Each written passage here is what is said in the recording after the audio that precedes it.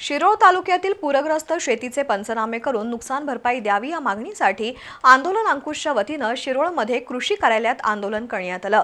आंदोलकांनी पूरबाधित ऊस घेऊन कार्यालयात प्रवेश करत अधिकाऱ्यांना धारेवर धरलं।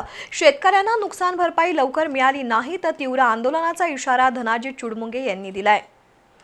शिरोळ तालुक्यात मागील महिन्यात आलेल्या महापुरानं अनेक गावातील उभ्या ऊस पिकांचं मोठं नुकसान झालंय।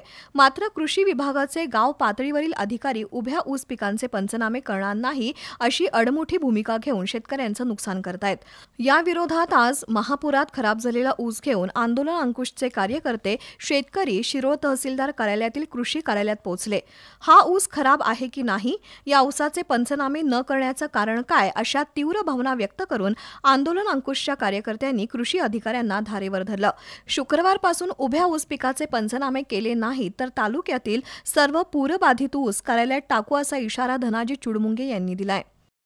अशा पद्धतीने नुकसान झालेलं असताना ऊसाचं नुकसान झालं नाही म्हणतात। यांचा पहिला आम्ही आमच्या तालुक्यातल्या सगळ्या शेतकऱ्यांच्या वतीने जाहीर निषेध करतोय। जाहीर निषेध जर उद्यापासून पंचनामे नाही झाले तर या सगळ्या बिंड शेतकऱ्यांनी इथं कृषी विभागाच्या ऑफिसमध्ये आणून टाकावेत आणि यांनी तोंडानं आणि तुमच्या डोळ्यानं बघा हे नुकसान झालंय की नाही आणि मग नुकसान भरपाई द्यायचं की नाही तुम्ही ठरवा। हा आमचा तुम्हाला इशारा असेल। आजपासून हे उभ्या पिकाचं पंचनामे करा, नाहीतर उद्यापासून हे सगळा खराब झालेला ऊस तुमच्या दारात आणून टाकणार। या आंदोलनात दीपक पाटील, महेश जाधव, पोपट संगपाळ, अप्पा कदम, प्रमोद बाबर, रशीद मुल्ला, उत्तम राजपूत, शशिकांत काळे, भूषण गंगावणे, योगेश जाधव यांच्यासह आंदोलन अंकुशचे कार्यकर्ते सहभागी झाले होते।